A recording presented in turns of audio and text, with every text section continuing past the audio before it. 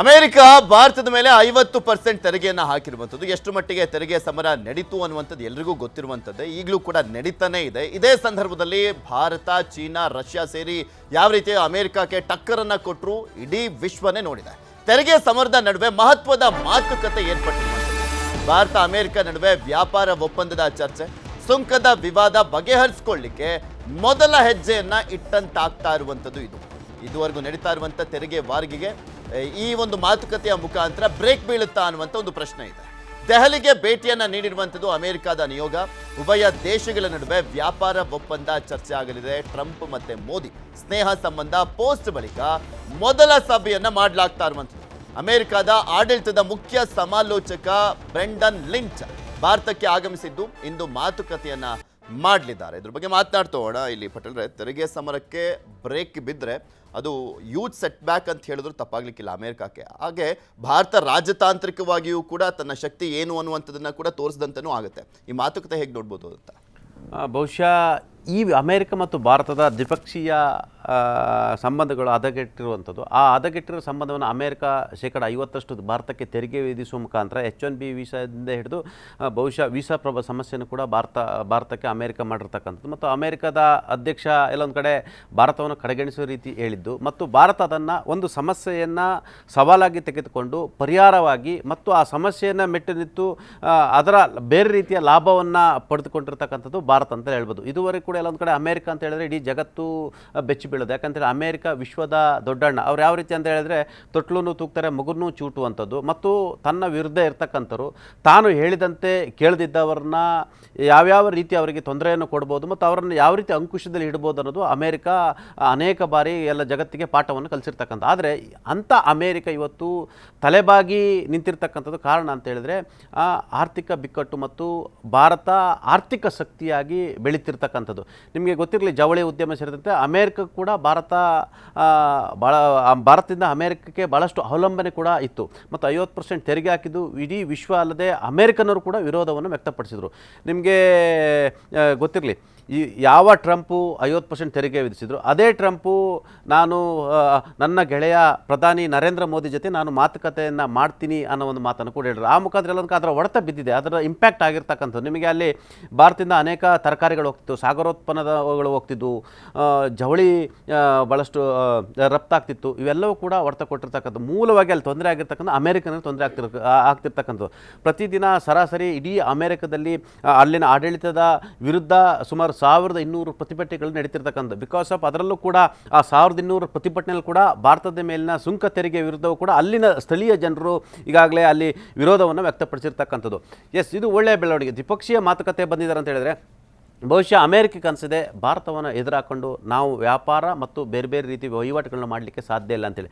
ಯಾಕೆ ಅಮೆರಿಕ ಭಾರತದತ್ತ ಮುಖ ಅನಿವಾರ್ಯವಾಗಿ ಮಾಡ್ತಿದೆ ಮತ್ತು ದ್ವಿಪಕ್ಷೀಯ ಮಾತುಕತೆ ನಡೆಸ್ತಿದೆ ಅಂತ ಹೇಳಿದರೆ, ಇಲ್ಲೊಂದು ಕಡೆ America, Bharat, Russia, Japan, China ಈ ಬಲಿಷ್ಠ ರಾಷ್ಟ್ರಗಳು ಒಗ್ಗಟ್ಟಾದರೆ ಭವಿಷ್ಯದಲ್ಲಿ ಅಮೆರಿಕಕ್ಕೆ ಅತಿ ದೊಡ್ಡ ಸೆಡ್ಡು ಹೊಡೆಯುವ ತಾಕತ್ತಿರ್ತಕ್ಕಂಥ ಈ ರಾಷ್ಟ್ರಗಳಿಗೆ ಮಾತ್ರ ಸತ್ಯ ಕೂಡ ಅವರಿಗೆ ಗೊತ್ತಿರ್ತಕ್ಕಂಥದ್ದು. ನಿಮಗೆ ಚೀನಾ ಮತ್ತು ಭಾರತ ಇನ್ನೇನು ಚೀನಾ ಭಾರತದ ನಡುವೆ ಏನು ಬೇಕಾದರೂ ಆಗ್ಬೋದು ಅನ್ನೋ ಸಂದರ್ಭದಲ್ಲಿ ಅದು ಹೊಸ ಆಶಾದಾಯಕ ಬೆಳವಣಿಗೆ ಜೊತೆ ಮತ್ತೆ ನಾವು ಪರಸ್ಪರ ಸ್ನೇಹಿತರಾಗಿರ್ತಕ್ಕಂಥದ್ದು, ಹಳೆಯದನ್ನು ಮುನಿಸನ್ನು ಮರೆತು ಒಟ್ಟಾಗಿರ್ತಕ್ಕಂಥದ್ದು. ಆ ಮುಖಾಂತರ ಎಲ್ಲೊಂದು ಕಡೆ ಜಗತ್ತಿನ ಪ್ರಮುಖ ಶಕ್ತಿಗಳಾಗಿ ಹೊರಹೊಮ್ಮಿರ್ತಕ್ಕಂಥದ್ದು ಕೂಡ ಅಮೆರಿಕಕ್ಕೆ ಆತಂಕ ಆಗಿರ್ತಕ್ಕಂಥದ್ದು. ಇವತ್ತು ಅಮೆರಿಕಕ್ಕೆ ಮೊದಲ ಶತ್ರು ಜಗತ್ತಿನಲ್ಲಿ ಯಾವ ರಾಷ್ಟ್ರ? ಅದು ಚೀನಾ. ಯಾಕಂತೇಳಿ ಚೀನಾ ಬೆಳೀತಿರ್ತಕ್ಕಂಥ ವೇಗ ಮತ್ತು ಚೀನಾ ಆರ್ಥಿಕವಾಗಿ ಮುನ್ನಡೆತಿರ್ತಕ್ಕಂಥದ್ದು, ಅದು ರಕ್ಷಣಾ ವಿಚಾರದಲ್ಲಿರುವಂಥದ್ದು ಮತ್ತು ಇತರೆ ವಿಚಾರದಲ್ಲಿರ್ತಕ್ಕಂಥದ್ದು ಅಮೆರಿಕವನ್ನು ಮೆಟ್ಟಿ ನಿಲ್ಲುವಂಥದ್ದು. ನಿಮಗೆ ಗೊತ್ತಿರಲಿ, ಅಮೆರಿಕದಲ್ಲಿ 30% ಅಮೆರಿಕ 30% ವ್ಯಾಪಾರ ವಹಿವಾಟು ಅಲ್ಲಿನ ಮಾರ್ಕೆಟನ್ನು ಚೈನಾ ಇವತ್ತು ಗ್ರ್ಯಾಬ್ ಮಾಡಿರ್ತಕ್ಕಂಥದ್ದು.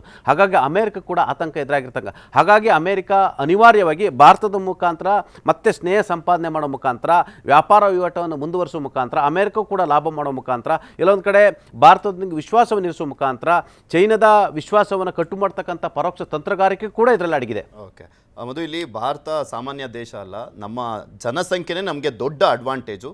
ಹಾಗೆ ವಿಶ್ವದಲ್ಲೇ ಅತಿ ಹೆಚ್ಚು ಯೂತ್ಸ್ ಇರುವಂಥದ್ದು ನಮ್ಮ ದೇಶದಲ್ಲಿ. ಅದೇ ಒಂದು ರೀತಿಯಾಗಿ ಬಂಡವಾಳ. ಎಲ್ಲ ದೇಶಗಳು ಕಾನ್ಸಂಟ್ರೇಟ್ ಮಾಡುವಂಥದ್ದೇ ಅದೇ ನಮಗೆ ಯಾವ ರೀತಿಯ ಪ್ಲಸ್ಸು ಮತ್ತು ಇವ್ರ ಮಾತುಕತೆ ಹೇಗೆ ನೋಡ್ತೀವಿ? ಇವತ್ತು ಬ್ರೆಂಡನ್ ಲಿಂಚ್ ಏನು ಲ್ಯಾಂಡ್ ಆಗ್ತಾ ಇದ್ರಲ್ಲ, ಅವರು ಬರ್ತಾ ಇರುವಂಥದ್ದು ಸಂಧಾನಕಾರರಾಗಿ, ಅಂದರೆ ನೆಗೋಷಿಯೇಷನ್ಗೆ 6ನೇ ಸುತ್ತಿನಲ್ಲಿ. ಅಂದರೆ ಈಗಾಗಲೇ 5 ಸುತ್ತಿನ ಮಾತುಕತೆ ಆಗಿ ಅದರಲ್ಲಿ ಒಂದು ಕನ್ಸೆಂಟ್ ಇಬ್ಬರಿಗೂ ಕೂಡ ಬಂದಿಲ್ಲ. ಸೊ 6ನೇ ಸುತ್ತಿಗೂ ಕೂಡ ಭಾರತ ಅನಿವಾರ್ಯ. ಹೇಳಿಕೆಗಳು ಏನೇ ಕೊಡಲಿ, ಹೇಳಿಕೆಗಳ ಹೊರತಾಗಿ ಭಾರತ ಅನಿವಾರ್ಯ ಅಂತ ಗೊತ್ತಿರೋದ್ರಿಂದಲೇ ಜಾಗತಿಕ ಮಾರುಕಟ್ಟೆಯಲ್ಲಿ ಮತ್ತು ಅಮೆರಿಕಾಗೂ ಕೂಡ ಭಾರತದ ಸ್ಟ್ರಾಟಜಿಕ್ ಅನಿವಾರ್ಯತೆಗಳು ಇನ್ ಟರ್ಮ್ಸ್ ಆಫ್ ಡಿಫೆನ್ಸ್ ಇರ್ಬೋದು ಅಥವಾ ಇನ್ ಟರ್ಮ್ಸ್ ಆಫ್ ಮಾರ್ಕೆಟ್ ಇರ್ಬೋದು ಯಾವ ರೀತಿ ಇದೆ ಅಂತ ಗೊತ್ತಿರೋದ್ರಿಂದನೇ ಎಕನಾಮಿಕಲಿ ಮತ್ತು ಡಿಫೆನ್ಸ್ ಎರಡೂ ರೀತಿನ. ಆ ಕಾರಣಕ್ಕೆ 6ನೇ ಸುತ್ತಾದರೂ ಕೂಡ ಈ ಸಲ 6ನೇ ಸುತ್ತಲ್ಲೂ ಕೂಡ ಬರ್ತಾ ಇರುವಂಥದ್ದು. ಸೊ ಅದರಲ್ಲೇ ಗೊತ್ತಾಗ್ತದೆ ಇಂಪಾರ್ಟೆನ್ಸ್ ಏನು ಭಾರತದ್ದು ಗ್ಲೋಬಲಿ ಅನ್ನುವಂಥದ್ದು.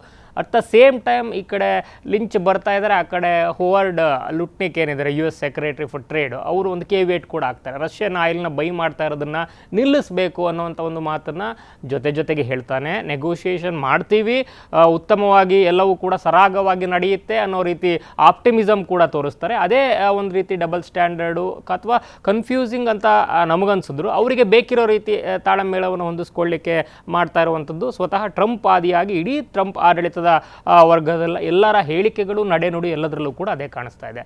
ಮೇಯ್ನಾಗಿ ಅವ್ರಿಗೆ ಆಗ್ತಾ ಇರುವಂಥದ್ದು ಫಾರ್ಮ್ ಸೆಕ್ಟರು ಮತ್ತು ಡೈರಿ ಪ್ರಾಡಕ್ಟ್ಸು. ಅದರಲ್ಲಿ ಭಾರತ ಯಾವ ಕಾರಣಕ್ಕೂ ನಮಗೆ ಕಾಂಪ್ರಮೈಸ್ ಆಗಲಿಕ್ಕೆ ಅವಕಾಶವೇ ಇಲ್ಲ, ಆದ್ಯತೆಯೇ ಇಲ್ಲ. ಅದನ್ನು ಪಕ್ಕಕ್ಕಿಟ್ಟೆ ನೀವು ಚೌಕಾಸಿ ಟೇಬಲ್ಗೆ ಬರಬೇಕು. ಅದರಲ್ಲಿ ಯಾವುದೇ ಚೌಕಾಸಿಯೇ ಇಲ್ಲ ಅನ್ನುವಂಥದ್ದನ್ನು ಹೇಳಿದರೆ ಮತ್ತು ಪಬ್ಲಿಕ್ ಆಗಿ ಕೂಡ ಅದನ್ನು ಕನ್ಫೆಸ್ ಮಾಡ್ಕೊಂಡಿದ್ದಾರೆ. ನಮ್ಮ ಮೋದಿಯವರು ಬಿಹಾರದಲ್ಲಿ ಮಾತನಾಡ್ತಾ ನಮ್ಮ ರೈತರ ಹಿತಾಸಕ್ತಿಯನ್ನು ಬದಿಗಿರಿಸಿ ಅದು ಎಷ್ಟೇ ದೊಡ್ಡ ಮಟ್ಟದ ಲಾಭವನ್ನು ತಂದುಕೊಟ್ರು ಕೂಡ ನಾವು ಟ್ರೇಡ್ಗೆ ಅಥವಾ ಮತ್ತಾರದೇ ಒತ್ತಡಗಳಿಗೆ, ಬಾಹ್ಯ ಒತ್ತಡಗಳಿಗೆ, ಸ್ವಾರ್ಥದ ವಾರ್ಗಳಿಗೆ ಇನ್ ಟರ್ಮ್ಸ್ ಆಫ್ ಎಕನಾಮಿಕ್ಸ್ ನಾವು ಹೋಗಲ್ಲ ಅನ್ನುವಂಥ ಮಾತನ್ನು ಪಬ್ಲಿಕ್ಕಾಗಿ ಅಕ್ನಾಲೆಡ್ಜ್ ಮಾಡಿರೋದ್ರಿಂದ, ಕನ್ಫೆಸ್ ಮಾಡಿರೋದ್ರಿಂದ, ಅದನ್ನು ಹೇಳಿರೋದ್ರಿಂದ ಸೊ ಅದು ಕೂಡ ರೂಲ್ಡ್ ಔಟು. ಸೊ ಅದನ್ನು ಪಕ್ಕಕ್ಕಿಟ್ಟೆ ಬರಬೇಕು. ಆ ಕಾರಣಕ್ಕೆ ಅವರು ಒಂದು ಕಡೆ ಈ farm sector, dairy products open ಮಾಡ್ತಾ ಇಲ್ಲ ಭಾರತ ಅಂತ, ಮತ್ತೊಂದು ಕಡೆ ಭಾರತದ ಮೇಲೆ 100% ಟ್ಯಾರಿಫ್ ಮಾಡಿ ಬರೀ ನಾವು ಒಬ್ಬರೇ ಅಲ್ಲ, ಈಗ 25+25 50% ಆಗಿದೆ ಅಮೆರಿಕದಿಂದ. ಬರೀ ಅಮೆರಿಕ ಹಾಕಿದ್ರೆ ಅಷ್ಟೇ ಬಗ್ಗಲ್ಲ ಭಾರತ, ಇಡೀ ಯುರೋಪಿಯನ್ ಯೂನಿಯನ್ ನೀವು ಹಾಕಬೇಕಾಗಿದೆ ಅಂತ ಒತ್ತಡವನ್ನು ಮಾಡ್ತಾ ಇರೋ ತಂತ್ರಗಾರಿಕೆಯೂ ಕೂಡ ಅದೇ. ತಾವು ಅವರೆಲ್ಲರನ್ನ ಬಳಸ್ಕೊಂಡು ತಮ್ಮ ದೇಶಕ್ಕೆ ಅನುಕೂಲ ಆಗೋ ರೀತಿ ಅಮೆರಿಕ ಇಲ್ಲಿ ಭಾರತದೊಳಗಡೆ ವ್ಯಾಪಾರ ಮಾಡ್ಕೋಬೇಕು ಅಂತ. ಅದಕ್ಕೆ ಭಾರತ ರೆಡಿ ಇಲ್ಲ.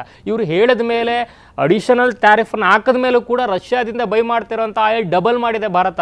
ಚೀನಾಗೆ ಆಲ್ಮೋಸ್ಟ್ ನಿಯರ್ಲಿ ಇಂಚಿಂಗ್ ಟುವರ್ಡ್ಸ್ ಚೀನಾ ಏನಿದೆ ಅವ್ರದ್ದು ಇಂಪೋರ್ಟು ಅಷ್ಟೇ ಪ್ರಮಾಣದಲ್ಲಿ ಭಾರತ ಕೂಡ ಮಾಡ್ಕೊಳ್ತಾ ಇದೆ.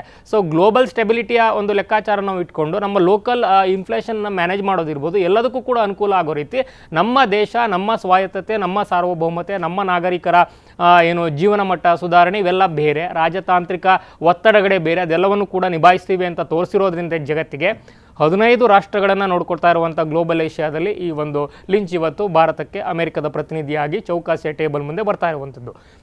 ಇವತ್ತಿನ ಚೌಕಾಸಿ ಎಲ್ಲಾದರೂ ಕೂಡ ಒಂದು ಪಾಸಿಟಿವಿಟಿ ಏನಾದರೂ ಕಂಡು ಬಂದರೆ ಅವರಿಗೆ, ಅಥವಾ ಇಲ್ಲ ಬೇಕೇ ಬೇಕು ಇನ್ನೂ ಜಾಸ್ತಿ ಎನ್ಲಾರ್ಜ್ ಮಾಡ್ತಾ ಅಥವಾ ಎಲಾಸ್ಟಿಕ್ ಥರ ಎಳಿತಾ ಹೋದರೆ ಇದು ಮತ್ತೂ ಕೂಡ ಅಲ್ಲಿ ಬೇರೆ ಬೇರೆ ರೀತಿ ಪ್ರಾಬ್ಲಮ್ಗಳು ಶುರುವಾಗ್ತವೆ ಲೋಕಲಿ, ಮತ್ತು ಇಲ್ಲಿ ಪ್ರಾಕ್ಸಿಮಿಟಿ ಟುವರ್ಡ್ಸ್ ಚೀನಾ ದೊಡ್ಡ ಮಟ್ಟದಲ್ಲಿ ಜಾಸ್ತಿ ಆಗುತ್ತೆ. ರಾಜತಾಂತ್ರಿಕವಾಗಿಯೂ ಸಮಸ್ಯೆ, ಆರ್ಥಿಕವಾಗಿಯೂ ಸಮಸ್ಯೆ. ಇವರು ಹೇಳಿದ ಮಾತ್ರಕ್ಕೆ ಶಾಲಾ ಮಕ್ಕಳ ರೀತಿ ಯುರೋಪಿಯನ್ ಯೂನಿಯನ್ ಎಲ್ಲವನ್ನು ಕೇಳಿಬಿಡಲ್ಲ. ಆ ಥರ ಕೇಳೋಂಗಿದ್ದರೆ ಫ್ರಾನ್ಸ್ ಯಾಕೆ ನಮಗೆ ಎಂಜಿನ್ ವಿಚಾರದಲ್ಲಿ ಅಮೆರಿಕ ಪಕ್ಕಕ್ಕಿಟ್ಟು ನಾವು ತಗೊಳ್ತಾ ಇದ್ದಾರೆ. ಸೊ ಯುರೋಪಿಯನ್ ಯೂನಿಯನ್ ದೊಡ್ಡ ಮಟ್ಟದಲ್ಲಿ ತಗೋತಾ ಇದೆ. ಸೊ ಅವರೇನು ಹೇಳ್ತಾರೆ, ಸೊ ನೀವು ಹೇಳಿದ್ದೆಲ್ಲನೂ ಕೇಳೋಕ್ಕಾಗಲ್ಲ ಅನ್ನೋ ಮೆಸೇಜ್ ಕೊಟ್ಟಿರೋದ್ರಿಂದ, ಮತ್ತು ಭಾರತ ಒಂದು ಟೆಂಪ್ಲೇಟನ್ನು, ಮಾಡೆಲನ್ನು ಕೊಟ್ಟಿರೋದ್ರಿಂದ ವರ್ಲ್ಡ್ಗೆ, ಮತ್ತು ಪ್ಯಾರಲಲ್ ಆಗಿ 40 ರಾಷ್ಟ್ರಗಳ ಜೊತೆ ವ್ಯಾಪಾರ ಒಪ್ಪಂದಗಳನ್ನು ಕ್ವಿಕ್ ಸೆಷನ್ಸಲ್ಲಿ ಮಾಡ್ತಾ ಹೋಗ್ತಿರೋದ್ರಿಂದ ಅಮೆರಿಕಾಗೆ ಒಂದು ಒತ್ತಡ ಸೃಷ್ಟಿಯಾಗಿರೋದ್ರಿಂದ ತಾನು ದೊಡ್ಡಣ್ಣ ಅಂತ ಹೇಳ್ಕೊಳ್ತಾಳೆ, ತನಗೆ ಅಧಿಕಾರ ಇದೆ ಅಂತ ಹೇಳ್ಕೊಳ್ತಾಳೆ, ತಾನು ಏನಾದರೂ ಮಾಡಬಲ್ಲೆ ಅಂತ ಹೇಳ್ಕೊಳ್ತಾಳೆ. ಒಂದು ರೀತಿ ಚೌಕಾಸಿಗೆ ಬಂದಿದೆ. ಅದರಲ್ಲಿ ಆ ಮೆತ್ತಗಾಗಿರುವಿಕೆಯ ಒಂದು ಪ್ರಕ್ರಿಯೆಯಲ್ಲೇ ಕಾಣಿಸ್ತಾ ಇದೆ. ಭಾರತ ಗ್ಲೋಬಲಿ ತನ್ನನ್ನು ತಾನು ಯಾವ ರೀತಿ ಪೊಸಿಷನ್ ಮಾಡ್ಕೊಂಡಿದೆ ಅನ್ನುವಂಥದ್ದು ಸ್ಪಷ್ಟವಾಗಿ ಗೊತ್ತಾಗ್ತಾ ಇದೆ. ಓಕೆ, ಧನ್ಯವಾದ ಮಧು. ಹಾಗೆ ಪಟೇಲ್ ಜಾಯ್ನ್ ಆಗಿ ವಿಶ್ಲೇಷಣೆ ಮಾಡಿದ್ದಕ್ಕೆ.